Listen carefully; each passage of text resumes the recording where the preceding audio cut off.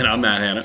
And this is Horror Hour with the Hannas, where we talk about all your favorite scary movies. In the wise words of Bodies, Bodies, Bodies, today's episode is a podcast where Matt hangs out with his smartest and funniest co-worker. So we got Felipe here, who I work with. Felipe. Thanks for having me, guys. We're engineers together. Now you really have to prove if you're actually smart after that one. Wait, who does? You. Him or me? Oh, no, that's definitely not true. Well, today we are going to be talking about The Thing, which was a special Felipe request. Yeah, he's been begging us to cover it, so we brought him on for it. It is my favorite horror movie. I can't even ask you then. Yeah. It is so good. Such a good movie. And would you say you like horror movies? No, I hate horror movies. Except for this one. Yeah, this is a really good movie. It's not really horror. I mean, it's like just cool. We're counting it. It's science fiction horror, but it's... Yeah, I don't think it's that scary. I feel like it's scary because it is, like, suspenseful, and you're, like, just kind of waiting for something to happen or to figure out who is next. Yeah. So in that way, it's scary, but, like, having seen it before and knowing at least that one of them, or which two of them, I guess, isn't anything, I feel like the whole time I felt much more at ease than I did the first time. And whether it's horror or not, it has had extreme influence on the entire horror genre. Insane. Yeah. And Carpenter is one of the horror goats, so we give it to him. Yeah. Well, as Matt just said, it's directed by John Carpenter. It's a 1982 film. It was written by Bill Lancaster, and it's based off a novella called Who Goes There? It's starring Kurt Russell, along with a supporting cast that includes Wilford Brimley and Keith David. It's got a big old cast. Yeah, it has a huge supporting cast, which I think is to its benefit. They're all good and convincing. But what I think is really interesting is when this movie came out, it got negative reviews. I did not know that. I didn't know that either. It was, someone wrote in the review, it's the quintessential moron movie of the 80s. Reviews also described it as instant junk and a wretched excess. I'm shocked. What came out around this that would cause that? That's insane. Yeah, I think it is kind of wild, and it's over time it became a cult classic, and now obviously it is a classic on it as one of the best.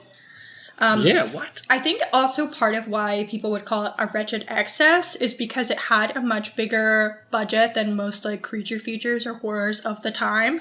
So the budget was $15 million, which was not the original budget. They kept having to like push for a greater budget because the original creature design was only supposed to be like $250,000 and it ended up being $1.5 million. Worth it. Yeah. I'll get to that. Yeah. And it was made with a mixture of chemicals, food products, rubber, and mechanical parts that were turned to make it be able to take multiple forms, which I think is really interesting. But yeah, the creature design was definitely supposed to be less. I think they also spent a lot on, like, the set and everything, too. And they ended up taking out a lot of scenes that were written because of budget constraints. And they ended up filming some things and needing to take them out because they thought it was boring. Well... I think it's whatever they did work. Yeah, however it came out, I'm very happy with this movie. Spoilers. I'd say it holds up. For $15 million, it holds up pretty well. Yeah, it does. I think that has a lot to do with the practicals as well. Yeah. But, do you want to do 15-second summaries? I have more fun facts. Oh, more fun facts? Researching this, I was so entertained. So obviously we discussed Carpenter was the eventual director, but it definitely went through a lot of pre-production process with different writers and directors. So guess what other horror goat was? Craven. Tobe Hooper of the Texas Chainsaw Massacre. Okay. That makes sense. They had actually paid him under contract, but they were ultimately unhappy with him and his writing partner's concept. That's interesting. Yeah, he's like an odd writer, I feel like. I mean, you get Texas Chainsaw Massacre, and I think he was involved with the sequels, which are just like kind of batshit. Mm-hmm. So I feel like he could go either way. That's interesting, though. This movie was also nominated at the Razzie Awards. What? What is going on? Can you guess what you think it was up for, the Razzies? I assume worst movie if it's... It wasn't. No. Did Kurt Russell get one? No. No, I was going to... He was really good. Shocked, yeah. What was it? Effects. Worst musical score. I knew you weren't getting it. What? Yeah. Against Matt was like, this score is so good, I wonder if Carpenter did this one too. Did he? I didn't look that up, okay. sorry. Well, I know he did Halloween score, so. Yeah. And he still does the Halloween movie scores. Isn't that fucking batshit? Why would it? Music by Neo Morricone. Good work. Yeah, right. Sorry, that was awful. But you got it. It wasn't Carpenter. It's good. It wasn't Carpenter. I'm shocked that this guy... Yeah. It just must have been the time. Mm-hmm. People weren't ready, I guess. I mean, it's gross, and I'm sure it was like pants-shittingly scary. That defibrillator scene. Yeah. I don't know, seeing that in 1982 in the theater might... It catches you off guard your first time. Mm-hmm. There's a couple really masterful scenes that are set up to like completely catch you off guard in this. Yeah. And I think that's Carpenter just being as good as he is. This is so good. I think it's better than Halloween. Like, of his... I agree, but it's a scale thing, too. Yeah. Like, you get the budget here where you didn't with Halloween. Yes, 100%. And I think the setting and everything is so stunning and well done. Mm-hmm. And it really gives that feel of isolation. So, yeah. It just works so well. I also think he probably honed his craft more by the time he got to this point. He started out hot and then just, like, continued to get better, right? So stayed hot. Yeah. The other fun fact I wanted to share was that they filmed multiple endings for this. Okay. And tell me about them. They had thought that the bleak nihilistic ending would not test well with audiences, so that's why they gave a couple different ending options. In one of the alternate takes, McGreedy is rescued and given a blood test that proves he's not infected. Yeah, that was sucked. And Carpenter was like, that would have been cheesy. Yeah. And it also did not test well. They reworked it and decided to complete a totally new scene, which omitted the suspicion of Childs being infected by removing him completely, leaving McGreedy alone. That would have been fine. I still think it wouldn't have added that extra layer of like, who are they? Could they be? Could one of them be? Yeah, exactly. So I don't think it works that well. And it did test a little bit better, but still not great. It was, though, what the production team and the studio had agreed to use, and it was set to print to go for theaters when the producers and Carpenter decided that it was better left with the ambiguity instead of nothing at all. Yeah. So Carpenter gave his approval to restore the original ambiguous ending. Yeah, that's the right call. Yeah. Like when you tell me all those. And they still felt that it was too nihilistic. And one of the Universal executives said, "Think about how the audience will react if we see the thing die with a giant orchestra playing." Dumb. Dumb. And I'm glad we got what we got, because it is so good. Yeah, I think that ending's pretty critical for a lot of reasons. So a lot of the film is like about hiding what is going on, I feel like. Mm-hmm. So I feel like that is in theme for the ending. Cool. Is there anything else? Or do you want to do 15 seconds? I'm good for 15 seconds on All right. Do you want to go first this time? Or do you want me to go first? I can go first. Okay. Make Felipe go last? Yeah. All right. Felipe's like, please let me go last. Yeah, give him... I have one, so I'm ready. Oh, you guys have them? I sometimes think about it beforehand. I'm going to spend 30 seconds writing one. Are you ready, Hannah? All right. No. Go. Bunch of guys being dudes in Antarctica encounter alien and then all accuse each other of being alien, as men do. And they would be smarter if they had a woman there and did something different. That's it. It is ready? Very interesting that there are no ladies. Yes. I think that's probably deliberate. Yeah. All right. I'm ready. Go. What it's like to live in a suburb. That's it. Damn, son. That was fast as shit, bro. Interesting take. I do. I stuttered over it a little bit. Yeah. Okay. Ready, Felipe? Your time to shine. An infected alien thaws out in Antarctica and is just trying to find his way back home. Beautiful. He's just a lonely boy. Yeah. I mean... He's got to assimilate everybody. Yeah. Well, do we know that, though? Because he keeps trying to get in ships.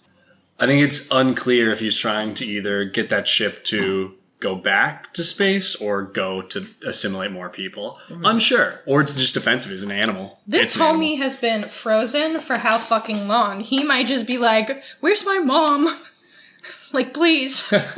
So, I don't know. Right. I could buy either. Like, I don't think it doesn't matter. All that being said, I'm going to give the speed read description. Okay. There are a lot of names in this, and so I'm not going to describe everybody. So you're just going to get names, and you're going to deal with it. All right. McGreedy is Kurt Russell. Yes. And that's what matters. All right. Are we ready? Yeah. All right.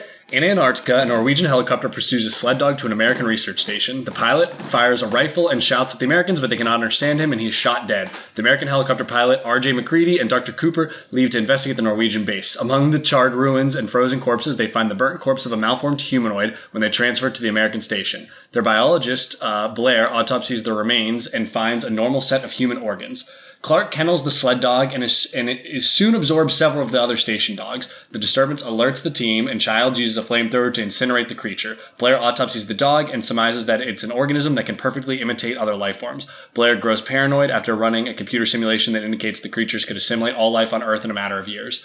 The remains of the malformed humanoid assimilate an isolated Bennings, but Windows interrupts the process and McCready burns the Bennings thing.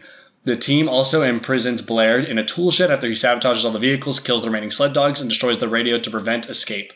McCready, Windows, and Knowles find Fuchs' burned corpse and surmise he committed suicide to avoid assimilation. Windows returns to base while McCready and Knowles investigate McCready's shack. During their return, Knowles abandons McCready in a snowstorm, believing he has been assimilated after finding torn clothes in his shack.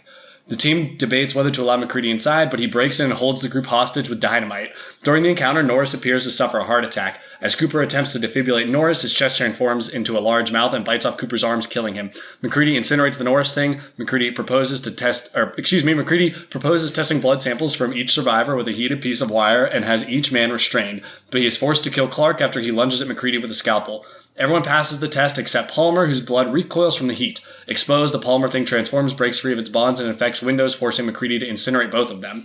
Childs is left on guard while the others go to test Blair, but they find that he has escaped and has been using vehicle components to assemble a small flying saucer, which they destroy. Upon their return, Childs is missing, and the power generator is destroyed, leaving the men without heat. McCready speculates that with no escape left, the thing intends to return into hibernation until a rescue team arrives. McCready, Gary, and Knowles agree that the thing cannot escape and set explosives to destroy the station. The Blair thing kills Gary and Knowles disappears. The Blair thing transforms into an enormous creature and breaks the detonator, but McCready triggers the explosives with a stick of dynamite, destroying the station. While McCready sits by the burning remains, Childs returns, claiming he got lost in the storm while pursuing Blair. Exhausted and slowly freezing to death, they acknowledge the futility of their distrust and share a bottle of Scotch whiskey. All right. It was a mouthful. Yeah. Always is. It always is. There's too much. There's always too much going on. I'm starting to think you should just say it normally and then just speed it up. And speed it up? That'd be funny, like that end of like commercials. You just get all chipmunky. Batteries not included. You know? It's okay. Like that type of thing. Yeah. All right. Right off the bat, I just want to say there was one scream and it was Matt. I did. I yelped. There was a nice little just stupid shadow scare of someone walking in front of something, and it got me real good.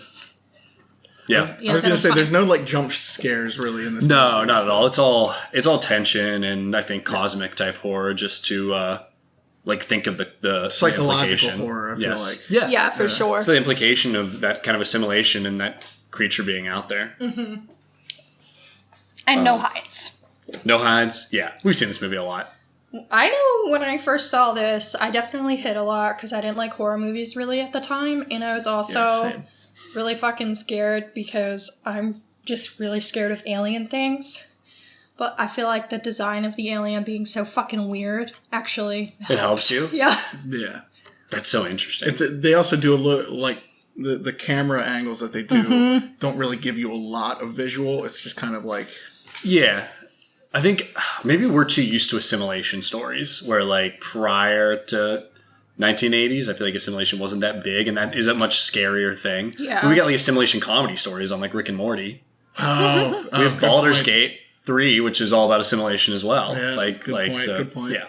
So maybe we're too used to it, so it doesn't like hit the same way. Yeah. But I'm sure at the time that was like a newer concept, and to be like, oh my god, like someone can be living among us. Yeah. You know, among us. So was inspired by this movie. Yeah, definitely. Nice job sneaking that in there. He's been waiting.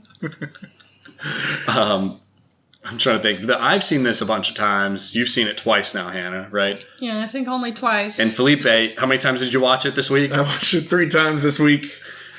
First time I saw it, I was in like 2nd grade. And holy shit! I was at a party, at like a Halloween party, and they played this after Silver Bullet, and I already didn't like horror movies, and like this was like a movie I left multiple times in the middle of the movie. I was like, I can't watch this. So it worked. It did its job. That feels too young for this. Yeah, it's pretty young for that. Although I watched not the Jurassic Park's horror, but I watched Jurassic Park and Jaws at like 4. Jurassic Park is scary. That was my first horror movie, was Jurassic Park. Yeah. That was another movie I could not watch all the way through. I definitely saw both of those before the age of 5. I still have dinosaur nightmares, but I kind of like them at this point in my life. I don't know. Jurassic Park fucked me up, even though I love that movie. It's a good movie. Yeah. I never really had dinosaur nightmares. Even seeing Jurassic Park, I was like, "Them shit's cool as fuck." To this day, I will be in Jurassic Park running from raptors with like, oh my god, yeah, T-Rexes. Actually, they probably had a raptor dream. Giant crocodiles, things like that. Yeah, don't you worry. But at this point in my life, they're kind of cool. So even when they're scary, but I'm like one of those weird guys that kind of likes nightmares, or at least the cartoonish type nightmares. You're so weird. Yeah. Hard pass. Yeah, I don't know. It's something. The question is, do you add feathers to the dinosaurs? No. They're straight up. They were the raptors from the first Jurassic Park. Maybe the third. If it's not like accurate, the design is so good that it does not matter. Anyway, The Thing is very, very good, and I'm upset with the critics that didn't like it at the time. And it's good for a lot of reasons. People know it's good now, so. Yeah. All right, because I'll tell you why. Specifically, there's two things I'm going to hit right away. To breathe. I want to first say, and this goes to the complaint about how we can't make movie stars anymore, and we're just really bad at making movie stars. They know how to make Kurt Russell a movie star in this with his introduction. Like, the way he's shown, the way his face is lit, he's super handsome in this, like, everything about it, playing the chess and just throwing his drink into the computer. Did not make sense to me. He, like, opens a slot and, like, pours his drink in. I was like, maybe I don't know computers from the 80s, but I'm like, what computer just had, like, a slot you could pour drinks in? Either way, like, this is how you introduce a star and how you make a star, and I feel like it's a lost art. Yeah. Is making stars. Kurt Russell's a fucking star. The movie's built around him. You can feel that it's built around him. Completely. Well, he also was involved with like production and everything with Carpenter, so it's not surprising to me that he is at the heart of this movie in every possible way. Mm-hmm. But he's still a star. Yeah. I mean, you could look at him in like Guardians of the Galaxy Volume 2. Still an absolute star, and I feel like they're dying off, you know? Yeah. And I don't think it's actors' faults. I think it's that no one knows how to make them anymore. Cruise is like one of the last. So you think like directors can't do it? I think that directors aren't creating stars. I also think it's been said about the Marvel movies that we have characters, not action stars anymore. Mm-hmm. They don't really care about like the people that play them, and that's like maybe just where we're in. Maybe we're in a lull. Maybe they're going to come back at some point when everything kind of slingshots the other way, rubber bands the other way. I mean, I guess I see your point because I feel like Scorsese can make someone a star. Yeah. Like there are just certain directors that have that ability to make. Yeah. I think we have IP. We don't have that. That's the problem. We have IP. We don't have movie stars.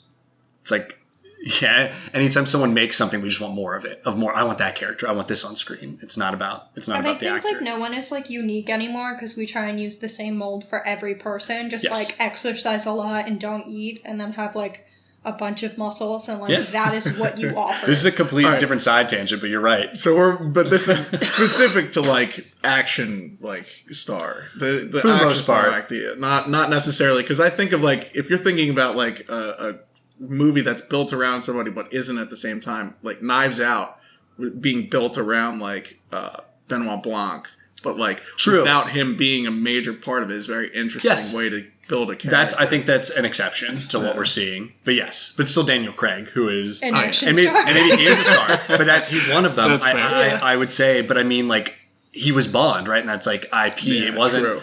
It's tough. True. It's kind of like this weird mix of, and maybe he's one that's still around. But even by the end of the Bond ones, he didn't want to be there anymore, and he was kind of losing his like sparkle. The magic was gone. Yeah. That's a good point. But now that he's out there, you're right. Now that he's out there doing goofy stuff, find that now the star power shining through. Yeah. I'm trying to think of like who's younger and has that star power. Not a lot. Like, I don't know if there are any. This is a good tangent. Gosling, maybe? He's in his 40s. Yeah. And Adam Driver is too. Yeah. Which is who I was thinking Driver is probably the closest, in my opinion. But he's in his 40s. Yeah. But even then, they're still not exactly the star power that like a John Wayne was. Sorry, I know that's a long time ago. Or a I can't think of his name. Schwarzenegger, even Stallone. Schwarzenegger. Yes, yes. There's a bunch of. But I was even thinking Jimmy Stewart. I know that's old too. But that's really old. I know. I'm just. They built these guys up in a different way. But, yeah. All right. Outside of that, yes, that's something I had to say. And I just need to. I'm going to talk about a lot is the practicals in this movie. Oh yeah. Absolutely insane, and they hold up completely. Mm-hmm. And I think this is a thing that filmmakers should look at is that practicals always hold up. Always. I compared to CGI. CGI does not always hold up. Yeah. I know a good combination is what is like best, but you look at this and this still is scary. It is still like disturbing and disgusting looking, and it completely holds up. Had they tried to do some CGI at the time, it wouldn't. I think it has something to do. Our brains are okay. Like even if a practical looks fake, our brains are okay with it because it's tangible. It has weight. I don't know if you two felt that way as well. I don't remember. There's like it's that you ever seen like the doll effect or like the uncanny mannequin? Uncanny Valley. That's CGI gives that's that. sort of what CGI. So like that's why practical work is because it doesn't get to that phase where you're like you're in the uncanny valley. I think that's, you're right. Exactly. It's something about, anytime there's actual weight and something tangible, or even, like I said, even if it's fake, even the shark in Jaws, because it has weight to it, it works. And our brains we're more willing to have suspension of disbelief, I think, with practicals. So, just something I noticed that I want to, that's awesome. They spent the right money. 1.5 million. I was about to say that. The budget a tenth of the budget worked out. Yeah. I mean, a tenth of the budget on practical effects is worth it. Yeah, it is high, though. But even now, it's you're better off using fake-looking practical effects than, shoddy CGI. Yeah. I mean, and CGI is obviously way more expensive, too, so. It can be. Depends on where you're getting it from. Right? I would say typically. You don't have to lock people in the basement for years to do the CGI dungeon. I also think using the authentic locations was so key to this, too, because especially back then, obviously there was the tendency to use studio sets. We still see that for, big budget things now even. Sometimes. I think HBO is really good at doing the inverse of that, where they are dedicated to I think it depends. Location. You watch footage from a fucking Marvel movie and it's just indoors. We're talking about Marvel a lot. Harnesses. Yeah. But at the time it wasn't as often done, and that's why they didn't need the budget to be as high if they're not traveling somewhere. But for this, they filmed on location in Alaska, and they built the sets during the summer so that it snowed to cover them for filming. That's so fucking cool. That is really cool. It's, I don't even think the on location matters. Whether you do it in a set or not, it's all about preparation. If you do the correct preparation and take the time, your product's gonna be good. They did that. They do crazy prep. Right? Mm-hmm. Out there, I'm sure they were on that set for a while. By building the sets, they can figure out exactly where they want to put cameras, exactly how they want to light, and you get a good product. I think that's what's more critical, is you have to know what you're doing before you shoot. I just thought that was cool. I think that's so cool. Yeah. And it pays off. It looks so good. I didn't know that. I was not sure if they did this in Alaska. So that makes sense when you see these dudes bumbling through the snow, which are some of my favorite scenes of them slipping all over the place. They actually were. So it makes sense when you watch the movie too, because there is too much about the location that makes it seem like it couldn't be a set. Mm-hmm. It's just so the snow is so perfect. Yeah. Essentially, I was wondering if it was fake snow or not. So they put them out there in some freezing conditions. Yeah. Good. Well, it's fake snow has a fluffiness to it that's not real snow, which can compact in some ways. So when they're trudging through the snow, it looks really real. Yeah. So it makes sense that it was. The crew had to leave the cameras outside because if they had them in and then took them out, it fogged. That's so cool. Everything about it is just so really interesting. Neat. I love the art of definitely just look up the filming of this movie because there's so much we're not going to be able to get to, but it's so interesting. And everything about it makes it the perfect movie. So I hit two things I like. So I want to go to you, Felipe. Why is this your favorite scary movie? Is there something I'm a big sci-fi person. I love space. I read books constantly about space and black holes and so you're a nerd. Yeah, I was about to say. Yeah, I'm like a nerd, sure. But the concept, the assimilation concept is really, really interesting and scary, like psychologically very scary. The idea that you, like, I think even they weren't even sure if they were the thing. There is that question. Which is where they're like kind of thinking, am I the thing? Like Palmer is a really good question because I feel like Palmer gets turned very early in the movie. Yeah. But they don't know until towards the end of the movie that he's the thing. The question is, does he know he's the thing while he's doing all these things? Yeah. I think that's like the question, is the thing just an animal? Like it's similar to Jean Jacket and Nope. Like it's unthinking, really. It's just in protection mode. Yeah. So. But that's it, yeah. It's the psychological element. That's what makes you like. All right, and Hannah, I know you keep saying it's perfect. Do you like the filming? Is there anything that really stands out that you think separates or sets this movie apart? Well, I think everything we've said so far, obviously I really like all of the info about the filming. I think it looks great. I think the acting is good and convincing from everyone. Kurt Russell is the man. I think the plot and like the psychological elements of it are really interesting and keep you guessing and intrigued and entertained throughout the whole movie. And I just think a lot of the scenes that they use fire and everything are really well lit and done. I think they look so good. Lighting. John Carpenter's the master of lighting. It's because he's old. And that's why. But that's a big thing I noticed in this it was like, oh my God, there's negative space. Oh, look, they're highlighting certain things we're supposed to see. The night shots don't look like gray bullshit. Like, I was very happy. Night shots can be... The night shot looks so good. Yeah. They were dark in certain areas. Like, they drew your eye where they needed to. I also think that might be the location, too, because snow reflects light very well. And so you get the red flare. You get tons of reds and blues, too. Yeah. It was color graded. Oh, I just hit the Pittsburgh Keller there a little hard. Color graded very well. Yeah. Sorry, I have nothing bad to say, so I don't plan to say anything I don't like. So I feel free to say things you do like or don't at this point. There was like this scene kind of early on where they light Bennings on fire. I think that's the first like person that they light him with the remains of the the previous thing. And that scene is the first scene that I wrote down where I was like, this looks cool as shit. It was like the 7 of them all standing around. The way they're standing around in a circle, the way it's showing his face. It was like some witch coven shit is the way I saw for some reason. They have this scream, but the weird thing about the thing scream is that it's not like a loud, like, in-your-face scream. It's almost like it's coming from within. Mm-hmm. Like, and I feel like he did that intentionally. The sound is just like done intentionally to make it seem like it's trapped. Yeah. Yeah. I do remember that upsetting me. That scream. Yeah, the scream is a little off-putting. And even just to like bring it to the very beginning of this movie, starting it off by shooting and chasing the dog really does hype up the intrigue because you're like, why the fuck are they shooting a husky? Yeah. And I think it's especially smart because we as people have an attachment to animals. Like, think about all the people who say, I don't care if a person dies in a movie, but I cry if a dog dies. So I think you really get that right off the bat of like that discomfort because of our attachment to animals. So... which is I like smart that too. From minute that one. Dog actor was awesome too. So I was thinking that the whole time. I was like, this dog rocks.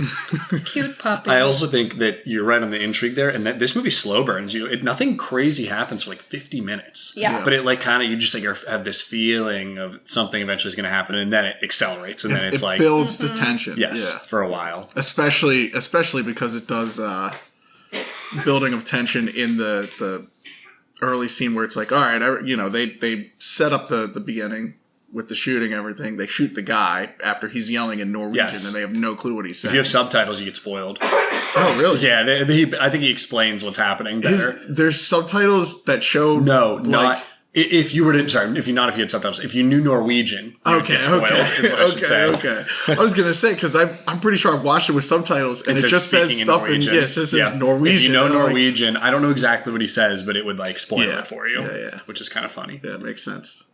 But yeah, they start with that, and then it's like, they're like obviously confused, but they kind of just shrug it off. Mm-hmm. And then the other guys go, and you're set this whole time with knowing that this dog is in the room with them. Yes. And like isolating itself with people, which he does a good job of like doing camera shots of him, this dog thing walking around and like you seeing can see it in the setting. I agree. So then you have no idea. And then later when you think, oh shit, that dog has been near everybody. Yeah. Like it could be anyone. And that's the same thing, the way they feel. They make you feel the way that the men are feeling there. Yeah. Yeah, there are a ton of scenes of him just sitting in a room, being a cute puppy. They also make it clear, though, that it's a thing that people just lose their minds being in Antarctica and like being isolated. Well, that's the first thing they say. They say it's like they just had cabin fever, which I think is another interesting touch on this movie for them to basically be like, yeah, that can just happen. And I think that kind of also Hanna plays on why it's all men, is it is like you have 9.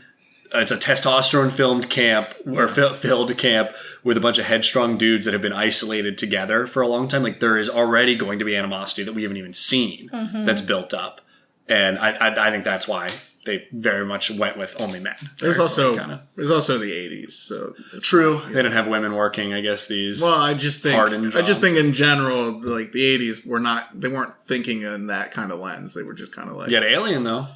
True, which came around but that was sort of like innovative. Yeah, it was an innovative movie, so it's a little bit different. True, that makes sense. The isolation stuff is another big fear I think that you get out of this, though, and that like you don't even think about that. So yeah, it's a cool movie. I said, is there anything you guys don't like? Because I think maybe for me, it right before they blow up the camp, I check out a little bit because I'm just like, what, like it. I get a little bit bored after what I think is like one of the best scenes, which is where they're doing the blood and trying to figure it all out. Once they're like convinced they know who it is, that I think it loses a little bit of the vibe. It sort of speeds up really. Yeah. It accelerates to a point because they're just going around, they're tossing, Molotov cocktails and everything, and trying TNT to burn or whatever up. It is. And they kind of rush definitely the ending. You see Blair come in and turn the chief into a thing. Yes. And then Niles disappears and you're like, what yeah, he's just gone. Niles? You just don't know what happens to Got Niles. blown up probably. And then it's just like, boom, all of a sudden you're at the end. Yes. And that I think maybe it is accelerating, and so that's kind of the point, but I think I just like lose a little bit of my intrigue right before. And then I'm fully invested again once it's McCready and Child sitting there. Sitting back, yeah. I think part of my issue with that, like why that happens, is because the blood test scene for me is the best scene in the movie. All right, if we're doing favorite scenes, that's also my favorite scene. It's my favorite too. Yeah, so then after that, you're like, oh, well, that was the best part, so. Yeah. Tell me more, because I want to say some stuff about that scene. But well, first, just from like a plot standpoint, it's interesting because I think they've been kind of dumb in some ways. I do think this is like a realistic representation of how people would react, but there are definitely moments where I'm like, why would you allow this person to be in a room by themselves? Like, you just need to chunk off into 2 or 3 groups where you all do the same task or stay in the room together. So the fact that a couple of them are just by themselves at points is really dumb. I don't think they ever played Among Us. So, I know you've logged a lot of hours. So, but I just think that they're using their noggins for this scene. So right off the bat, I was like, yes, so smart, love it. But then it also builds the suspense because you're just waiting for one of them. And then it happens with a person that's not who you're expecting it to happen to. Yeah. And I forgot which one of them it was. I knew who it wasn't. It's Palmer. I'm pretty sure. Yeah, and I forgot that it was him. So when it happened, I did jump. I didn't make a noise or anything, but I jumped because I was like, oh shit. It's him? In terms of like jump scares, that is the one real jump scare is when they put the heated wire into and the blood jumps. And it's a very well crafted scare. And I think reason being what it works is they kind of cut around a ton during that. Because it cuts and they're like one blood, somewhere else, McCready's face, that person. And you have a lot of ideas of who it's going to be. And then it's not. And it's like not. And then you find out McCready just shot that dude in the head. And the he wasn't shocking one was Clark not being. Because Clark is the dog guy. And he's been with the dogs the entire freaking movie. Yeah. And he had never turned. McCready just shot him in the head. And he killed him. But it's shocking to me that he was not. I know. So that happens and it cuts. And then eventually it's McCready. He's convinced it's Gary, who is the leader of the whole thing. And he says to him, he goes, Gary, like, pretty much, we'll do you last because we know. And as he's saying that, he's not even looking at the blood. It's so well crafted. He's not looking and touches it and it just pops in his hand. It's amazing. And then I really like when they burn him on the couch and then they take care of it and then immediately just cuts back to them doing more blood tests. It's almost like comedic. Yes. I found this movie to be funny. I mean, there are definitely funny parts. Yeah. You talked about taking issue. There's one part in that scene that I take issue with, which is Radio is his name, I think. Right? I don't know. I can't remember. The curly-headed guy who was in charge of the radio. Okay. Windows. Windows just sits there while Palmer is transforming. And you can see... is he not tied up? McCready, I thought he was tied up. No, there's two guys with flamethrowers. It's Windows and McCready. And McCready is trying to light the flamethrower. And Windows is just standing there. He panicked, right? Yeah, and he panicked. And I'm like, dude... You can't do that in this scenario. That's like the one thing can't do. They're not smart. Yeah. Again, it's a bunch of dudes that McCready hasn't slept in 2 days, as he said. Yeah. And True. This dude's being But you're right. I will say that is easily my favorite scene. I thought I was the only one that said that, but apparently everyone thinks that's the favorite. So good. I thought you were going to say the defibrillator because that scene's also a jump scare. Yeah, but it's right before that scene, and it's almost as good of a scene. Yeah. Especially with like the head coming off and everything. Yeah. The spider. So gross. Well. Damn, we did favorite scenes. Yeah, all right. So good. You want to talk about some themes, or you got something else you want to say that you like? Well, I was just going to say, based off that scene, my brain started going, and I was like, if I were in this situation with a group of my friends, I was like, who in our group of friends do we think we would elect as in charge? And then I realized we would die from that. Because we wouldn't be able to choose they didn't, a natural leader. It'd be me. They didn't choose their leader, though. McCready kind of just went over. He kind of just grabbed the gun, and they were like, "Okay." They all kind of seemed like he was a calming. But before that scene, so that scene happens even before they think McCready is a thing. Mm-hmm. Remember? Yeah. McCready comes back into the building through the window with dynamite, and he basically hand fists his way into being the leader again. They want to kill him at that point. Yeah. He's a strong character.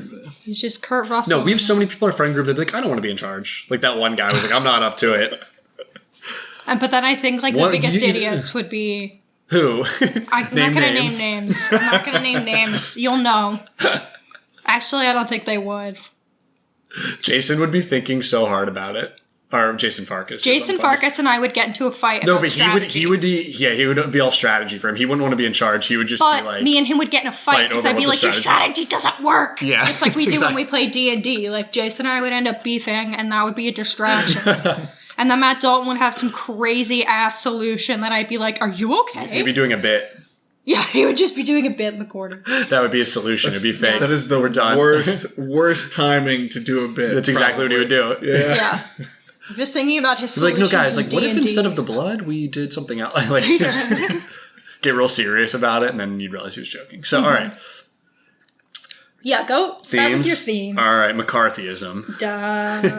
Interesting. That was before we watched. I was like, oh, this is about McCarthyism. And then I looked it up, and that's not what Carpenter said, but didn't realize that. Yeah. And that's why I'm joking about this is what it's like to live in a suburb, because this is what suburbs are like, where everyone, like, they go on their Nextdoor app and complain about each other and think that someone parking in front of their house is coming in to kill them, and they all turn on each other. This is, But it's McCarthyism. It's about, like, a community that everyone is convinced someone is a problem in there, and they all turn on each other. Right. For people who don't know what McCarthyism was, it was like during the 40s and 50s where everyone was accused of being a communist or having Soviet influence in American institutions. And it was kind of spearheaded at the time by Joseph McCarthy. It ruined Hollywood. You had a bunch of people blacklisted. He was head of the CIA, right? No. Well, what was he? He was a senator. Okay. But that's people right. They did Hoover, investigations. People said that Hoover, who was the head of the CIA... it maybe should have been named after him, and it would have been a more accurate name. So, you're like close. But that's, I see. It's Red Scare is what I'm seeing. Yes. And we were, how far out of the Cold War were we? Were we in 82? Or we still? We weren't. No, we were still in the Cold. So that's part of it as well. Yeah. It's still like this idea of like, people thought there were like Russian like sleeper agents in the U.S. Yeah, there were though. Yeah. Well... I mean, the reality is that they were there. Sure. But the way that we turned on each other because of it. And I think that's what you see. It also goes back to Salem. It's that as well, witch right? trial, yeah. Which but is similar. That's different. That's actually like a witch hunt, which is like when you're looking for something that doesn't exist. Sure. The thing was, I think with the Red Scares, a lot of it was there were people that had communist sympathizers that had no foul intention towards anybody, but it was just assumed because the way that the U.S. government pushed it, that they all had bad intent, which I think thematically tells me that the thing was not trying to assimilate the U.S. and was trying to leave, because I think that makes the most sense, that it is defending itself and then wants to get off the planet. Yeah. Which is, if we look at the Red Scare type situation, most communist sympathizers were not bad people at all. The U.S. just made them out to be bad. Right? Okay. And so that makes more sense. We basically all freaked out and turned on each other and turned on our own communities over something that wasn't really a threat. The thing is a threat, but like, is it a long-term threat? But is it a threat in the way that they were rejecting when Blair thought it was something that was going to take over the planet? I'm going to say no. From a thematic standpoint, it makes more sense to say no. Yeah. But it's not the point. It could be one or the other. It doesn't super matter. I also noticed it didn't assimilate everybody all the time. It had plenty of opportunities to do it, which makes it interesting, right? It only assimilated sometimes. I think it's only doing it from a defensive standpoint, is my theory. Because the first time we see it is when it gets put in a cage. And maybe when it gets put in a cage, it's thinking to itself, it's trapped now. Yeah. Which could be it triggering a defense mechanism. Which is a fun new read on it if we ever watch it again. Interesting. Yeah. So that's the easy one is Red Scare type situation. So yeah. And I'm sure, we know Carpenter's pretty left-leaning, so I'm sure he would also be wanting... Well, everyone hates on the Red Scare now, right? Does anybody defend the Red Scare? I'm sure there is. Probably. To say that we were in the right to do that. I'm just saying, like, look at America right now and tell me you don't think there's definitely someone that this country is not like, yes, this was good. Communism is evil. Was good. Yeah. It was like in Oppenheimer. The second the war is over, like the communists are the bad guys now, and it's like, are they? Are they really? Like he was a communist. He had communist sympathizer. There's more evidence. There's more evidence that he was actually part of. Who cares if he was? He sent money to good causes through communist channels, right? In my opinion, that's fair. I mean, we're pretty political on this podcast. They know how we feel. He's not a bad guy, just because no communists aren't bad people either. Well, there are bad communists, just like there's bad everybody. Yeah. It's usually the people in charge. I like the commies, We got Comrade Felipe here. That's our favorite bit, is to call my mom when she says a liberal thing, because she's not liberal to call her Comrade When she Deb. does, we call her Comrade Deb. Is that why you call me that sometimes when I say things that are like they're very really left-leaning? I love it. I like when you come out with those things. But I do think it's interesting, too, like, McReady is basically like, I'll destroy it at the expense of everybody else. And himself. Well, towards the end, I think it's like at the expense of himself, because he realizes, like, if it does get back to the mainland, like, everyone will die. But I kind of think earlier on, it's not necessarily like to save the planet. I think it's just to save himself, so he's like shooting. That plays back into the McCarthyism thing, because we just decided, hey, well, the U.S. was like, we'll destroy ourselves to protect us from a non-existent threat of communism, because for whatever reason they were scared of a little communal living. And I think it makes it a little better. Working together, a little less individuality. And I think that's what makes it interesting, too, that we don't know the alien's true motivation, because it could be a very real, fair threat. It could be a threat, yes. But maybe not. Yeah. No, I think it's a fun read. What else we got? I know isolation's a big part, and like insanity from isolation. I only have questions. I don't have more questions. All right, hit me with some questions. Do we think that the Thing crash landed, or another alien crash landed that was infected by the Thing? Oh my god, great question. That they do something like that in Prometheus as well, which is an alien movie. But I don't know. I like the idea of that it was that the Thing took over an alien and it crash landed. Yeah, that's way more fun. Escaping its own planet or something that had been infected by the Thing. Does the prequel answer that question? I've never seen the prequel. I've never seen but the prequel shouldn't. Yeah, the about prequel the Norwegians shouldn't answer it. I haven't seen it, but the prequel shouldn't answer it because it's the Norwegian camp. Yeah, it's not okay. That whenever that crash land happens, it clearly happens thousands, if not they said like millions 100,000 years ago. Yeah, it had to happen a long time ago because of how much ice is on it. Mm-hmm. And you can clearly see it's like how low it is. 20 feet of ice or something like that. And just how like our planet works, it had to have been a long time. Yeah.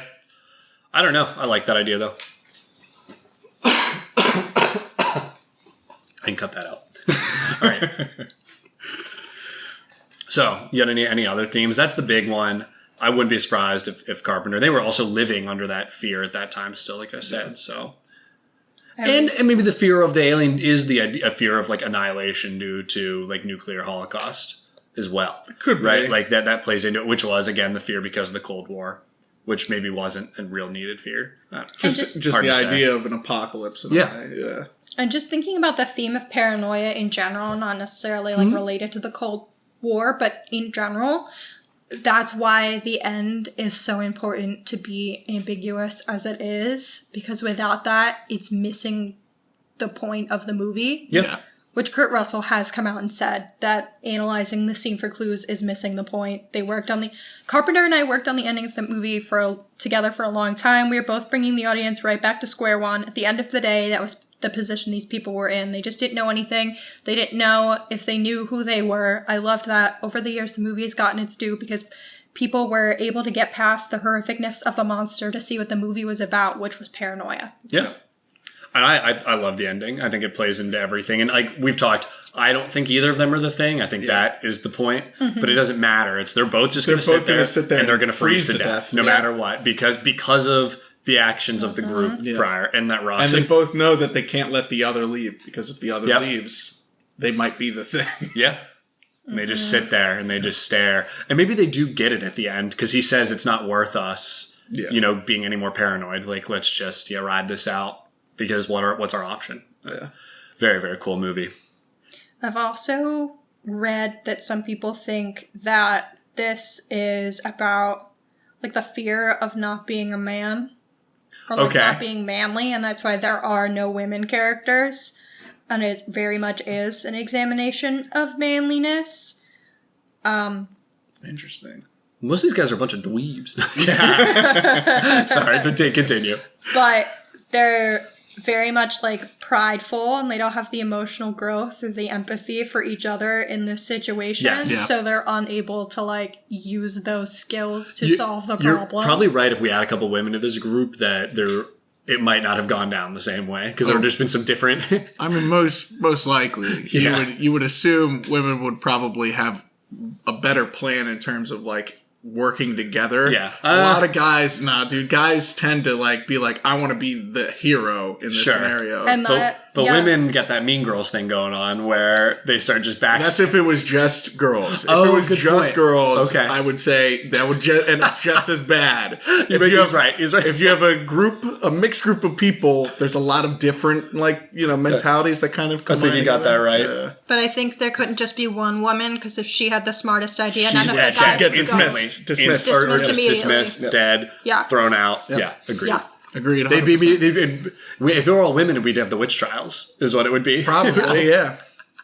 But people have noted that the person who doesn't really seem like he has emotional attachments to other people in the same way is the most paranoid, and the one who lives the longest. McGreedy, yeah. I guess that makes sense. Childs is pretty similar in that way too. Mm-hmm. That's definitely why they're the last ones, is because they are very similar, both like headstrong and I like that reading too. This movie's cool. Yeah. Because I was thinking, like, why is there no woman here? Fuck you. So I liked reading. There's a. I mean, I think that I definitely think it's intentional for all the reasons we've talked about. Mm-hmm. All right. Any other good themes, or we want to? I guess we can rate soon. Yeah, I don't know if I have any other theme ideas. I'm like trying to think, but I feel like the McCarthyism is so obvious. I know. It was me. I wanted to say about the suburbs thing again, because I do think, look, if this type of thing happens in some like white suburb, I'm trying to think of what's around us. They're going to kill their neighbors. Immediately, people are turning on their neighbors. 100%. Like, I don't even like my neighbors, and I can tell you right now, if we had aliens, I'd be isolating myself from my neighbors. But that's you see this. I see this shit on like the Facebook posts all the time. People are terrified of the outdoors and terrified of their neighbors in suburbs specifically. We're in an apartment where we talk to everybody in here, like and it's fine. And I do think there's this weird suburban isolation. I know you live in a suburb. Listen, I lived in a city too, and I can tell you right now, when I lived in Center City, Atlanta, I didn't hang out with my neighbors either. But you didn't want to hang out with them, but you weren't like scared of them, is what I would say. Which is, I think we're seeing more and more in suburbs for whatever reason. I think that depends. Okay. I was in a building that I think 6 months after I left had 2 shootings. Oh, good. So it was. You're hurting my point. You're hurting my point. I more just mean I think that is a thing though, of like suburban isolation that you're hearing more and more about, and that was why. I definitely think that's true, especially with true crime. We talked about this, Hanna. Like there are a lot of women like terrified because of true crime and act like what is it? What's that program? The 20 or 60 Minutes or something? What is 60 Minutes? I don't know. It's not 60 Minutes. There's some I was gonna say 60 Minutes has been around for a very long time. Isn't there like a show that everybody watches or every like mom watches? I have no idea. It's like that murder like show. It's real murders. Yeah, I don't. And they're scared to go out of the house. Yeah, a lot of podcasts. My favorite murder, Morbid. Yeah. I know you listen to it, but I know like some people are letting it like ruin their brains and like they're petrified. I don't know anyone like that. I see it on you see it on like TikTok. Every you don't see one like of my friends. You don't see these like women preppers. They're like preppers. But I've never seen a women prepper. Hold on. Anything you see on TikTok, you have to take with a massive grain of salt. Chinese psyop, right? He doesn't even go on TikTok. He has no idea what he's talking about. All right, I see it on Twitter from TikTok. Okay. All right. Is that worse? Yeah. Twitter. Secondhand information. Hold on, it's not called Twitter anymore. Though. Oh, X, my bad. Horrible name. We got anything else we want to say about it? On Wikipedia, it says further allusions have been drawn between the blood test scene and the epidemic of HIV. I saw that too, and I was wondering, could it be an STD allegory? I don't think it lends itself that way as much as it does to the other themes, but I think it is another possible reading. Interesting. STD. I did not take that from the movie. I guess I could see the corollary, but it doesn't feel like what Carpenter would be doing, but I can understand reading it that way. I think it almost makes people with STDs seem evil, though, which is why I don't like. I don't think Carpenter would go that way. During the 80s with HIV, with the AIDS epidemic. Yeah, that's a real bad. That's why I think that's just a. Maybe they were trying to invoke that feeling a little bit with the blood testing, but I don't think that would be the read. Meaning. Yes, unlike with like J.K. Rowling, who very deliberately made her werewolf characters, which are also an allegory for she did. AIDS. Wait, what? Yeah, no. So they are. We just shit on her in a recent other podcast. Yeah, too, so. they're very much similarly like a metaphor for HIV and AIDS, except the werewolf character, the main evil werewolf, turns kids for fun. Jesus Christ, she's the basically worst. Saying gay people. I did know that because I read the books, but I did not realize that I didn't realize there was any correlation between that. That's like the big reading of that. Yeah. I mean, she does have some other stuff that definitely is questionable, making like goblins supposed to be Jewish people. Yeah, or that like slaves are happy to be enslaved. Yeah. You know, not necessarily. I'm gonna go and say, I don't think she's doing this shit on purpose. I think she's just really unintelligent. I really think that way. She's doubled down so many times on purpose now. No. On her like turf opinions, I do think she's definitely doing those on purpose. I'm talking about like the subtext of her books. I think she's just stupid. But no, maybe it's just a subconscious thing. Maybe it's subconscious bias. No, I could see that because the whole point of the books is like Nazis bad. Yeah, that's what I'm saying. So like, she's clearly not a total piece of shit. Yeah, but she's just a dumbass. I don't know. Yeah. She's interesting. That's all we could say with that. That's all. No, she sucks in my opinion. But yeah. I mean, the turf shit's really gross. I'm just talking about the other weird shit in her books. Is like, there's are you just dumb? So much weird shit. Yeah. She also just like doesn't understand the naming of the characters too. Shacklebolt. I was going to think the only character I can remember is Cho Chang. Yeah, which is like that one is pretty. Because I'm saying, is she just dumb, or are all British people just like this? Yeah. I'm joking. I don't know if that's necessarily true. I would say it's a meme, guys. Come on. That like there's obviously a greater percentage of white people in the UK. Yeah. The UK, and she's probably not from London. She's probably from somewhere else in England. No which idea. Is even more white. I actually don't know what part of England she's from, so I cannot speak on that. But yeah, there's a lot in those books that are so problematic in terms of representation. But that's a whole other episode. Yeah, I was going to say, you guys are doing Harry Potter horror That's a whole year Prisoner of episode. Azkaban we could definitely do on a horror episode. I love that movie too. It's Alfonso, our boy. All right, let's rate this thing out of 10. I'm having trouble because I am too. I think it's a really, really good movie, but it's like not one of my favorites. So it's like hard to rate something really high when I wouldn't put it in my top 5 or 10. Well, Felipe's been excited to rate it for a while. He's been telling me, so you can go first on it. So I absolutely love this movie. It is my favorite horror movie. It is definitely in like probably top 20 movies I've ever watched. I'm going to give it like a 7.8. He told me he was going to do this. I mean, the scale thing is sort of ridiculous. Like 10 would be a perfect movie. There's no such thing. Like a really aggressively great movie that has almost no flaws would be like a 9.5. And like this movie has flaws, He's like the English teacher grading your paper. No such thing as perfect paper. I'm like, I've turned into my 100%. I've turned into my MEA teacher, math for engineering analysis. I was failing that class, or at least I thought I was. I had a 37. He was like, "You have the third best grade in the class." So. What the fuck? Professors are weird. I have so many problems with all of this. Well, I did a 7.8. I knew that's his scale. So it's a 7.8, but obviously with the curve, it's with 100. the curve, yeah, over 100. All right, what do you got, Hannah? I'm struggling too. 9.3. 9.3. I was gonna give it. I like would love to give this movie a 10, but it's not, in my opinion. It's not up there with my 10s. It's getting. I think it has to get a 9. It is so like perfect in so many ways that I can't give it less than a 9. Yeah, so. I feel like it's a 9. And it's talked about the way it's talked about for a reason. Yeah. So it's a good time. Yeah. All right. We about done here? Yeah. Happy. Felipe, thank you for joining us. Yeah, say whatever you want to say. Me. Oh, do you want to plug things? Yeah, I have nothing to plug, but I do want to persuade you. I'm going to use this time to persuade you to watch Dale and Tucker versus Evil. It's a really funny and good, like, horror-esque movie. I think that you guys should fit that in. It's just it's a good time for sure, and I think a little bit of an underrated movie. Maybe season 3. I don't think it's underrated. I've had a lot of people talk to me about it recently. So we have to watch it? God damn it. Okay. I'm sure it's fine. I don't know why I don't want to, but I think it's because I've just been trying to sell it to you for like 6 months. We'll open the subscriptions and you can pay me to cover it. He hasn't even brought it up to me. It was so not impressionable to him. Yeah. All right.